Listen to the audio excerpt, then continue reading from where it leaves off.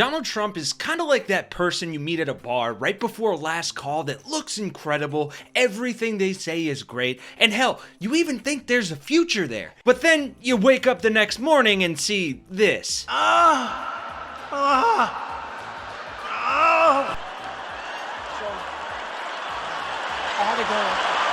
Hopefully you used a condom, but the truth is, it was always gonna end like this. Trump still speaking? Yeah.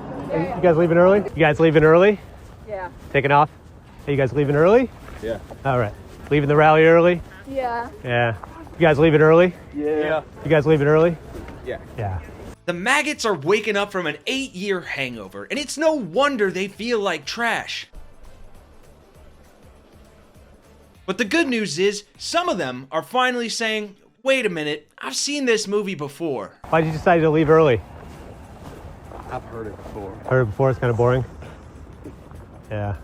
Quickly show you here. We're in North Carolina. This is going to be his first stop. He's making 2 stops in Pennsylvania, Reading, and then Pittsburgh before finishing the night, as he did in 2016 and 2020 in Grand Rapids, Michigan. And I want to show you guys real fast what this crowd looks like, because Donald Trump was scheduled to take the stage at 10 a.m., and our Tony Butler is going to show you what this crowd currently looks like.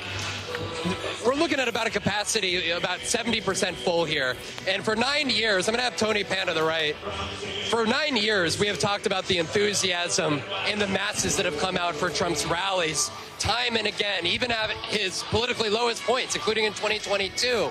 But interestingly, and I can't tell you exactly why, but in this final week, we have seen far smaller crowds. We were in Greensboro, North Carolina, where just a few thousand people. Macon, Georgia, just a few thousand people yesterday.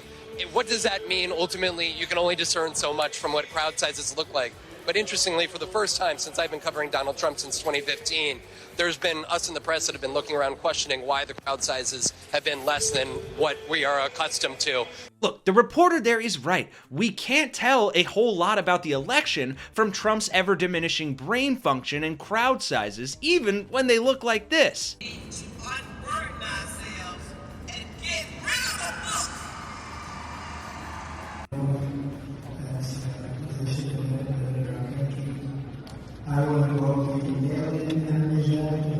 But if the thought of that senile sack of Big Macs winning tomorrow has you worried, let me give you a few reasons not to be. We're getting some final polls in ahead of the Election Day. I want to talk about the final poll from the New York Times in Siena College. We've been following this throughout the campaign. It shows Harris with small leads in Nevada, North Carolina, Wisconsin, and Georgia, tied in Pennsylvania and Michigan, and Trump with a small lead in Arizona. All of this was within the margin of error, so take it as you may, but I guess the bottom line is maybe really nobody can know anything based on these polls. And yeah, he's right. Polling is anything but conclusive. Good polls are not a substitute for actually getting out and voting, and should be taken the same way as Trump's blood pressure medication, with just a grain of salt. But that also doesn't mean we should ignore the very clear trends behind these polls and the insight they provide. I think women in general, independent women, like we've seen in some of these other polls that have come out in recent weeks, they are really showing that they are breaking for Harris, or at least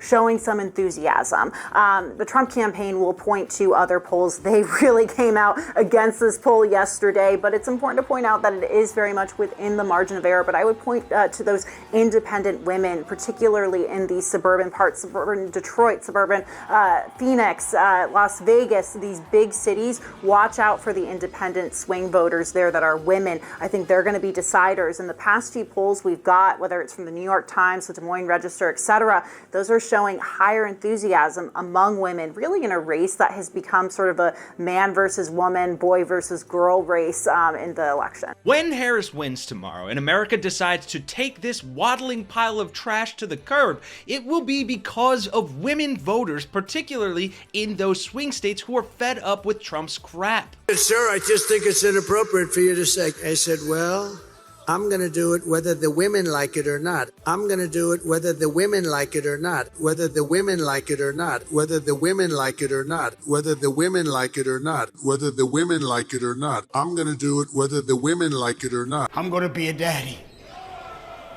And I got Donald Trump to thank for that. See, in here, they call me a sexual predator.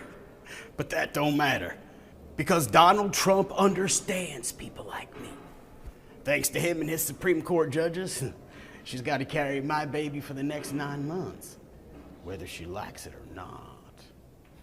But it's not even just those states. In fact, the female demographic was a key component of the massive bombshell poll out of Iowa that Chip covered in his video earlier today. How about that? There was a poll that came out of Iowa over the weekend that really rocked the political world, actually showed Harris leading 47-44 in that state, that Trump won twice, caused an uproar on social media. Everybody was talking that over the weekend.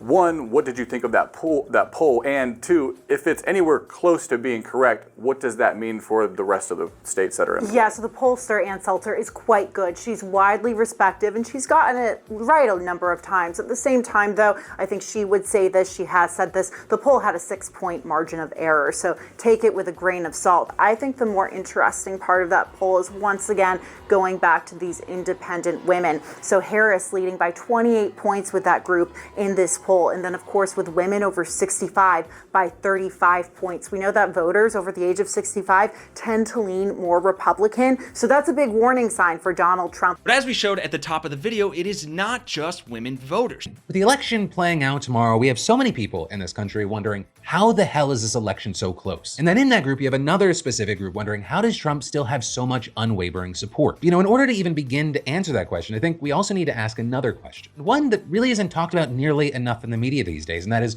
what is the anatomy of a MAGA diehard? Right? Who are the people who make up this powerful MAGA base that continues to fuel Donald Trump's iron grip on the country? And that is an insanely important element of all this, because there is a tendency among many Americans, progressives, moderate Democrats, even plenty of traditional conservatives, to think and talk about Donald Trump supporters as a monolith, this sort of singular entity, an evil other that can be demonized. And yeah, sure, it is easy and even comforting to slip into that sort of simple thinking, right? It provides an outlet for all the rage and the frustration you might very rightly feel. But if we really want to understand and try to make sense of how America has gotten to this point, we need to take a step back and look at the human level. And so to do that, we actually talked to Rich Lojas, a married father of 2 and former MAGA diehard who left in 2022. And notably, since then, he's founded the group Leaving MAGA, which is a group that aims to empower people to leave Donald Trump and share their stories, help them reconcile with estranged friends and family, and turn them into leaders who can help others do the same. And Lojas provides such a powerful insight into the anatomy of MAGA supporters because he wasn't just someone who dabbled on the fringes. And I mean, he'll be the first to tell you just how deep in he got. He became intensely involved in the movement, volunteering on the campaign, writing articles for numerous right-leaning outlets, and even launching his own podcast. Right? In his own words, he was an aspiring MAGA pundit, but it also went beyond that. Being in MAGA for me, it was my identity.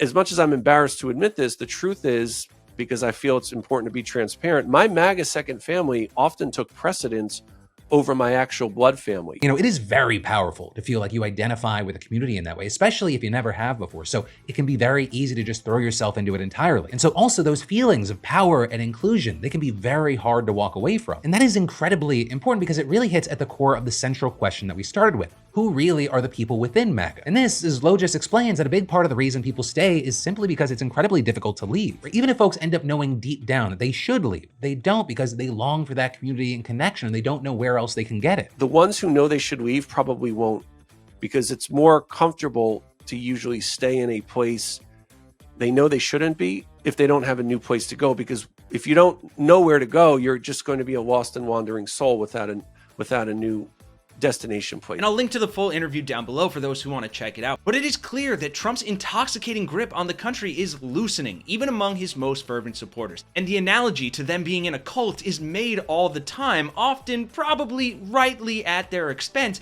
but cults are coercive and dehumanizing at their core and purposefully keep people misinformed and dependent on them to the detriment of the members themselves. So hopefully, when Kamala wins tomorrow on her messaging of compassion and unity, we can finally start the true work of dismantling the division and vitriol that this community has sowed simply to keep people dependent on the movement and its hateful and frankly illogical ideology. Now, I'm not saying everyone should get or deserves forgiveness, but I do know from experience that trying to cure that level of a hangover with more booze is only likely to make things worse. Don't drink the Kool-Aid, you're better than that. So folks, keep your chins up, vote blue, support the channel if you can, and let's all do our part, not only to elect the long overdue first female president tomorrow, but for God's sake, to make America compassionate again. For Really American, I'm Kenny Hesse, and I'll see you all in the next one.